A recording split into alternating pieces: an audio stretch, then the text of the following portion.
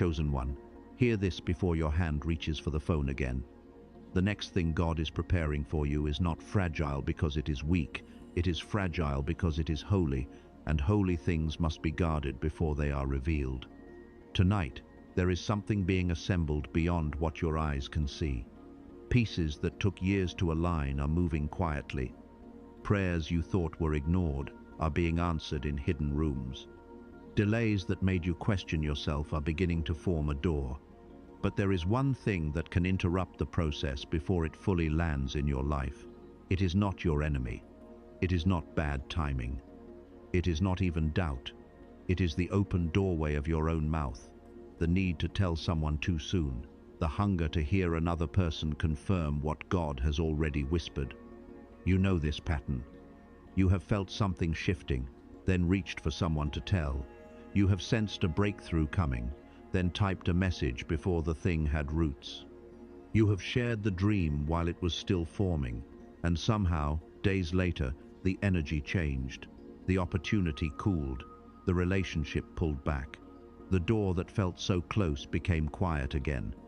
You told yourself it was coincidence, but deep inside, something in you knew the wind had entered the room. This is not a message to shame you. It is a message to wake you. The Father is not angry at you for wanting to be understood. He knows how long you have carried things alone. He knows how many times people dismissed your knowing, doubted your timing, laughed softly at your faith, or made you feel foolish for believing before there was proof. But tonight, He is teaching you a different strength. Not the strength to announce, the strength to hold. I want you to picture yourself standing in a quiet room at night. The house is still. The world has gone silent.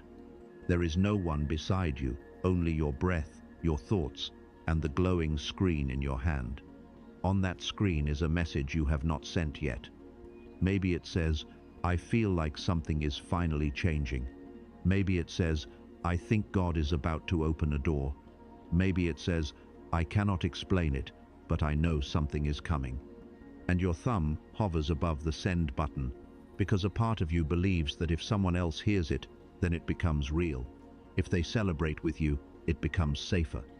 If they say, "I am happy for you," then maybe you are not crazy for sensing what you sense. But chosen one, this is where the pattern begins to expose itself. The thing God whispered to you did not need another person's approval to become true. It needed protection. There is a candle inside you, a small flame. It may not look powerful yet, but it is alive. That flame is the next move, the quiet instruction, the divine preparation, the door that has not opened but is already being unlocked. And every time you speak too soon to the wrong person, it is like opening a window while the flame is still learning how to stand. The Father is not asking you to deny your joy. He is asking you to mature your joy. He is not asking you to become secretive, bitter, or afraid of people. He is teaching you discernment. Because not every ear is a chamber. Not every smile is safety. Not every person who loves you has the spiritual capacity to carry what God is growing in you. You have to understand something tonight. The urge to tell is not random. It did not appear in you yesterday. It was trained into you before you had the language to question it. Somewhere in your early life, you learned that what you felt was not fully real until somebody else reacted to it. You showed a drawing and an adult smiled, so the drawing became important. You said something you believed and someone repeated it back, so the belief felt safe. You cried and you watched the room to see whether your pain was allowed to exist. That is how the nervous system learns. It looks for confirmation. It searches for a face, a voice, a response, a mirror. And when you grew older, that same wiring followed you into your dreams, your relationships, your calling, your opportunities, and even your walk with God. So when heaven whispers something quietly inside you, the child in you still reaches for a human face to make it feel real. This is why you have sometimes shared too much with people who could not hold it. You were not trying to ruin the blessing. You were trying to feel safe with the blessing. You were trying to calm the pressure of carrying something invisible. You wanted someone to say, "Yes, I see it too. Yes, you are not imagining it. Yes, This could really happen for you. But chosen one, the season is changing now. God is not condemning that younger part of you. He is calling that part home. He is teaching you that divine knowing does not need applause before it becomes truth. The promise does not become real when people understand it. It becomes real when God breathes on it. And sometimes the first evidence of maturity is your ability to protect what has not yet appeared.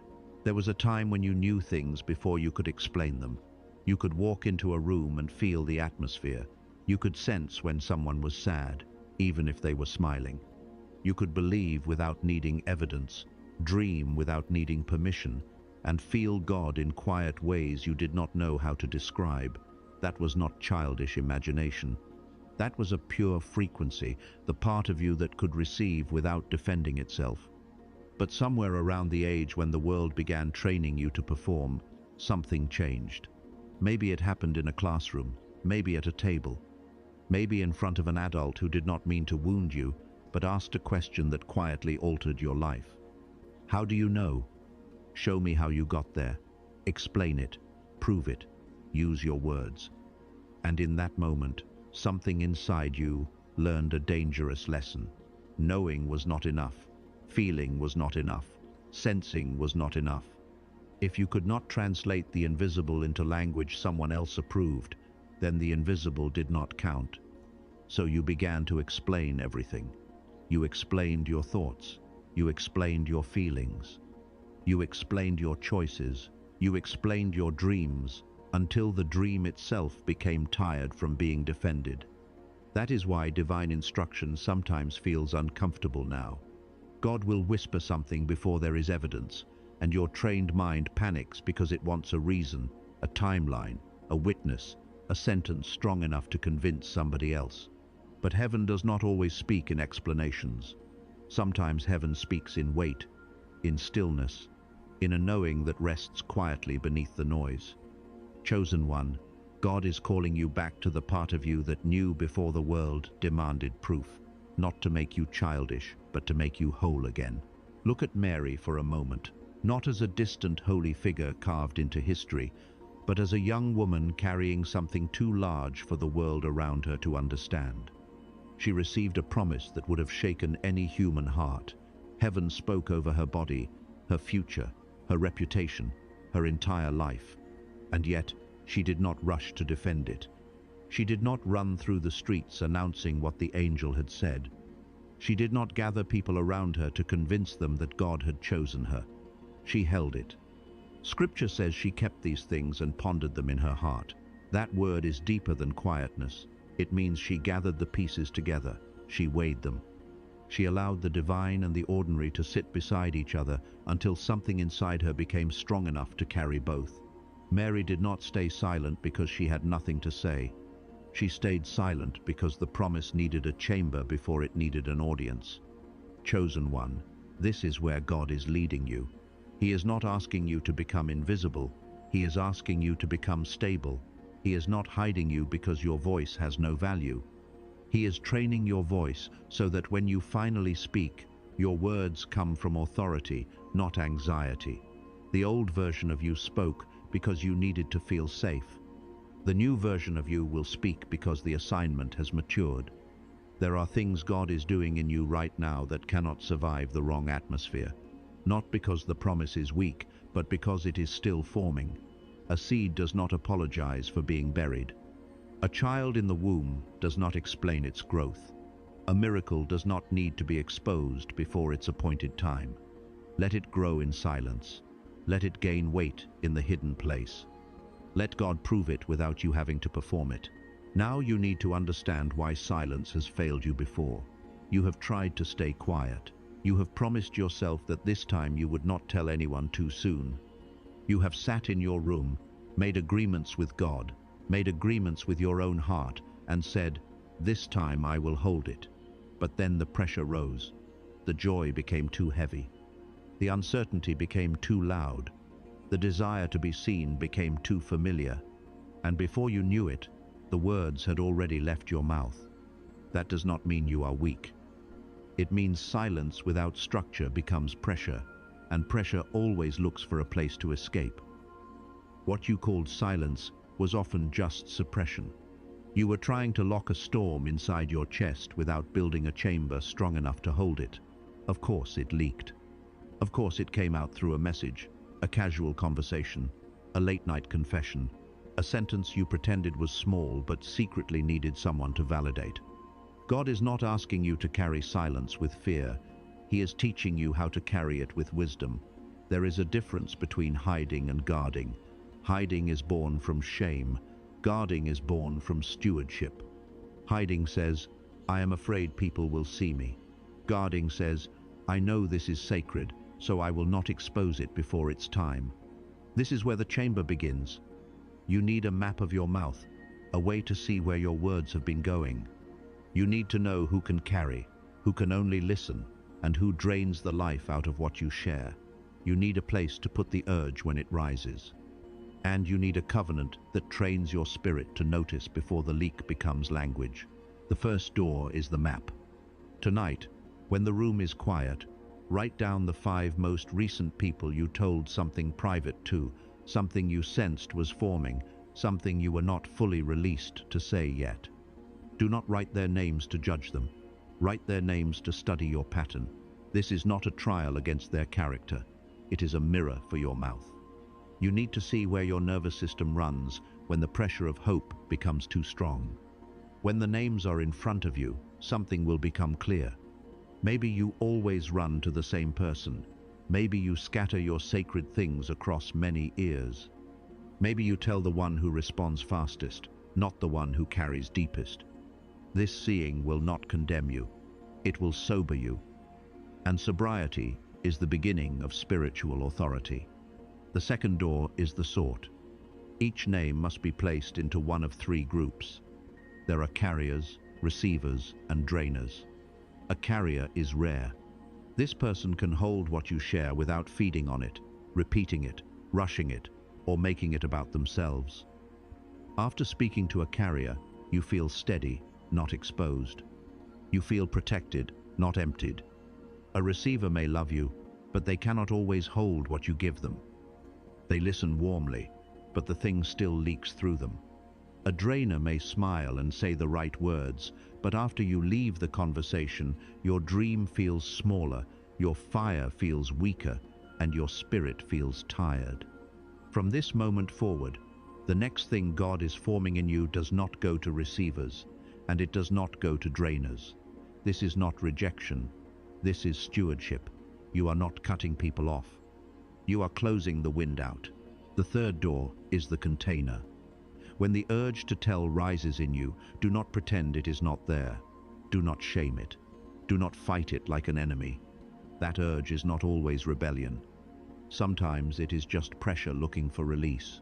Sometimes it is the younger part of you saying, please let somebody see me.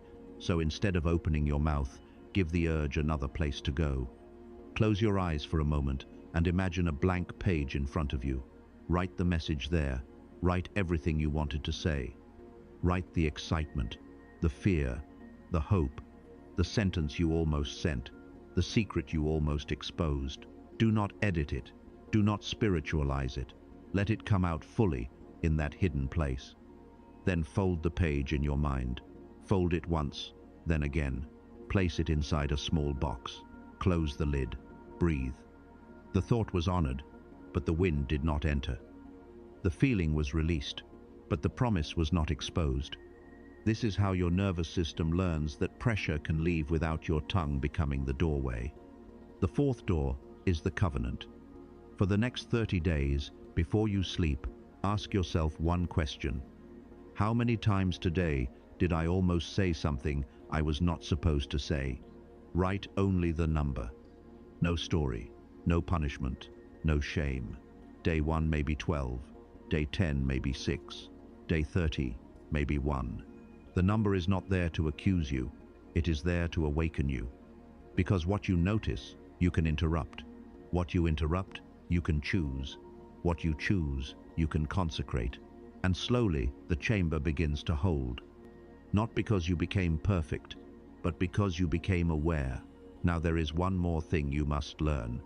Because without this, You may mistake every urge to speak for divine instruction. Not every pull in your chest is the Spirit. Not every sudden desire to tell someone is obedience. Sometimes it is the old wound wearing a holy mask. Sometimes it is the child in you reaching for the nearest face, hoping someone will say, "Yes, you are right. Yes, this is real. Yes, you are finally becoming who you believed you could be." So God is going to train your discernment. The first test is timing. The Spirit does not usually move with panic. When God releases you to share, there is a quiet steadiness in it. It does not feel frantic. It does not feel like you will explode if you do not say it right now. But validation hunger feels hot. It rises fast. It demands a response. It makes silence feel like punishment. When the urge is rushing, pause. Heaven is rarely in a hurry. The second test is the audience. When the Spirit leads you to speak, there is usually clarity about who should hear it and why. It is not random. It is not whoever replies quickest. It is not the person whose excitement feeds your insecurity. Divine sharing has direction. Wounded sharing looks for comfort. The third test is the after. When you obey the Spirit, even if the conversation is serious, your soul settles afterward. There is peace, there is alignment. But when you speak from hunger, you may feel exposed later. You replay the conversation. You wonder if you said too much. You feel a soft unease moving under your skin. Chosen one, this is where maturity begins. You are not being silenced forever. You are being trained to know the difference between release and leakage, between testimony and premature exposure, between a holy assignment and an anxious announcement. Chosen one, what God is building in you now is not a cage, it is a chamber. It is not meant to silence your life forever. It is meant to protect the promise until the promise has enough weight to stand in the open. The old version of you thought speaking made things real. The awakened version of you is learning that what God speaks is already real, even while it is still hidden. So let the old pattern fall from your hands tonight. Let the need to explain fall. Let the hunger to be confirmed fall. Let the fear of being misunderstood fall. You do not have to hand your next move to people who were never assigned to carry it. You do not have to keep proving what heaven has already marked. You do not have to open the door every time your spirit receives a whisper. Picture the candle again. It is burning inside the glass jar. The flame is small, but it is steady. The lid is in your hand. Place it over the jar, slowly, deliberately, without fear. This is not secrecy. This is stewardship. This is not isolation. This is preparation. The wind that used to enter through premature words will not enter this time. The thing God is forming will grow in protected silence. And when the appointed moment comes, you will not need to force the door. You will not need to convince the room. You will not need to announce your becoming before it happens. The move will arrive fully formed, undeniable, and covered by the same God who taught you how to hold it. May the chamber hold.